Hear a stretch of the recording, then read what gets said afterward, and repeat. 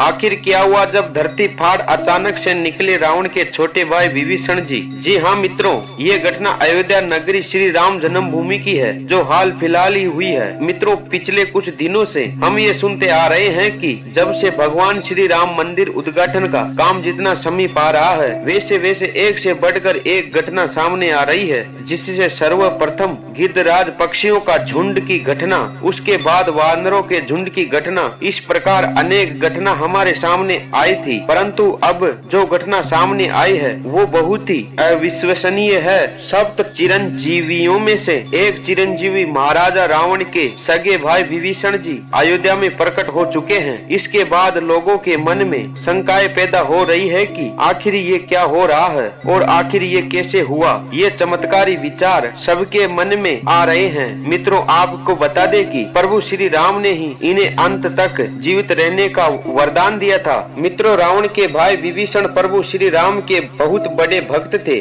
जिस प्रकार से हनुमान जी, जामवंत जी, सुग्रीव और अन्य लोग जो श्री राम के बड़े भक्त थे, उनमें से एक है विभीषण। विभीषण जिन्होंने सीता हरण पर प्रभु श्री राम की बहुत मदद की थी रावण की मृत्यु करने में, क्योंकि मात्र एक विभीषण ही जानते थे कि रावण की नाभि में, और वे ही एकमात्र सबूत थे जिन्हें ये पता था कि वह अमृत सिर्फ और सिर्फ रावण की नाभि में है और रावण वही नाभि में वार करने पर मरेगा। अगर विभीषण जी श्री राम का साथ नहीं देते तो हो सकता था आज रामायण का इतिहास कुछ और होता। मित्रों, महर्षि विश्रवा को असुर कन्या केकसी के संयोग से 3 पुत्र हुए, जो कि रावण, कुंभकर्ण और विभीषण थे। विभीषण विश्रवा के सबसे छोटे पुत्र थे। विभीषण बचपन से ही धर्म परायण और भगवान का भक्त था। विभीषण की पत्नी का नाम शर्मा और उनकी बेटी का नाम त्रिजटा था। एक बार तीनों भाइयों ने बहुत दिनों तक कठोर तपस्या करके ब्रह्मा जी को प्रसन्न कर लिया था। ब्रह्मा जी ने प्रकट होकर तीनों को वर मांगने के लिए कहा। रावण ने अपने महत्वाकांक्षी स्वभाव के अनुसार ब्रह्मा जी से त्रिलोक विजयी होने का वरदान मांगा। कुंभकर्ण ने इंद्रासन की जगह गलत से निंद्रासन मांग लिया, इसलिए वह वर्ष में बस एक ही दिन के लिए जागता था। अंत में विभीषण ने उन्हें भगवत भक्ति की याचना की। तभी तपस्या से लौटने के बाद रावण ने अपने सौतेले भाई कुबेर से सोने की लंका पूरी छीन ली और उन्हें अपनी राजधानी बनाया और ब्रह्मा के वरदान से त्रिलोक के विजयी बना। विभीषण भी रावण के साथ लंका में रहने लगे। रावण ने जब सीता का हरण किया, तब विभीषण पराई स्त्री को हरने को महापाप बताते हुए सीता जी को श्री राम को लौटाने की सलाह देकर हमेशा धर्म की शिक्षा देता था, लेकिन रावण उसकी एक बात तक नहीं सुनता था। अंत में रावण ने उसे लंका से निकाल दिया। मित्रों, जब हनुमान जी सीता की खोज करते हुए लंका में आए, उन्होंने श्री राम नाम से अंकित विभीषण का घर देखा और घर के चारों ओर तुलसी के वृक्ष लगे हुए थे। सूर्योदय का पूर्व का समय था। उसी समय श्री राम नाम का स्मरण करते हुए विभीषण जी की निद्रा भंग हुई। राक्षस के नगर में श्री राम भक्त को देखकर हनुमान जी को अति आश्चर्य हुआ। फिर 2 राम भक्तों का परस्पर मिलन हुआ। हनुमान जी ने उन्हें पता पूछकर अशोक वाटिका में माता सीता का दर्शन किया। जब हनुमान जी लंका दहन कर रहे थे, तब उन्हें अशोक वाटिका को इसलिए नहीं जलाया क्योंकि वह माता सीता को रखा गया था। दूसरी ओर उन्होंने विभीषण जी का भवन इसलिए नहीं जलाया क्योंकि विभीषण जी के भवन के द्वार पर तुलसी का पौधा लगा हुआ था। भगवान विष्णु का पावन चिन्ह चक्र और गदा भी बना हुआ था। इसलिए अति सुखद तो यह है कि उनके घर के ऊपर राम नाम अंकित था। ये देखकर हनुमान जी ने उसके भवन और मंदिर को नहीं जलाया। रावण के निकाले जाने के बाद विभीषण के पास और कोई चारा नहीं था। वे प्रभु श्री राम की शरण में चले गए। वे चाहते थे कि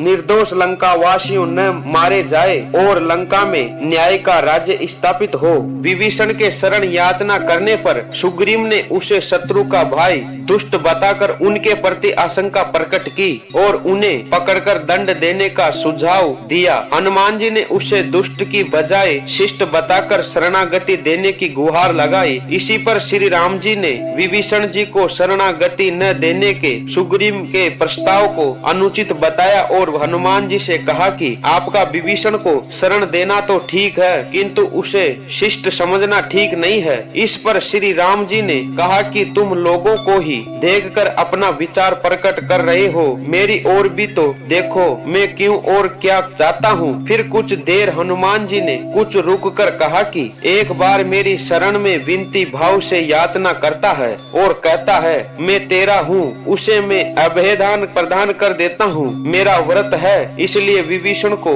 शरण दे दी जानी चाहिए। मित्रों, विभीषण का एक गुप्तचर था जिसका नाम अनल था और उसने पक्षी का रूप धारण कर और लंका जाकर रावण की रक्षा व्यवस्था तथा सैन्य शक्ति का पता लगाया और इसकी सूचना प्रभु श्री राम को दे दी थी। विभीषण ने ही राम को कुंभकर्ण, मेघनाथ और रावण की मृत्यु का कारण बताया था। भगवान श्री राम ने विभीषण को लंका नरेश बनाया तथा अजर अमर होने का वरदान दिया। राम भक्त विभीषण जी सप्त चिरंजीवियों में से एक है और अभी तक विद्यमान है। विभीषण जी को भी हनुमान जी की तरह चिरंजीवी होने का वरदान मिला है। वे भी आज सशरीर जीवित है। इंद्रादि देवताओं के बाद धरती पर विभीषण ने ही हनुमान जी की शरण लेकर उनकी स्तुति की थी। विभीषण जी ने हनुमान जी की स्तुति में एक अद्भुत और अचूक स्तोत्र की रचना की है। विभीषण जी द्वारा रचित स्तोत्र को हनुमान वर्णवानल स्तोत्र कहते हैं। हनुमान जी ने सबसे पहले सुग्रीव को बाली से बचाकर लाया और सुग्रीव को श्री राम से मिलाया। फिर उन्होंने विभीषण को रावण से बचाया और श्री राम से मिलाया। हनुमान जी की कृपा से ही दोनों को भय मुक्ति, जीवन और राजपद मिला। इसलिए हनुमान जी ने अपने जीवन में कई राक्षसों और साधु संतों को भय मुक्ति और जीवन मुक्ति किया। मित्रों, विभीषण जी की ऐसी भक्ति देखकर हनुमान जी की भक्ति देख अगर चैनल को सब्सक्राइब नहीं किया है तो प्लीज आप चैनल को सब्सक्राइब जरूर करें और वीडियो को अधिक से अधिक शेयर करें। आने वाली 22 जनवरी साल 2024 की भव्य श्री राम दिवाली के लिए इसी के साथ आप सभी का बहुत बहुत धन्यवाद। मित्रों, जय श्री राम, जय श्री राधे कृष्णा।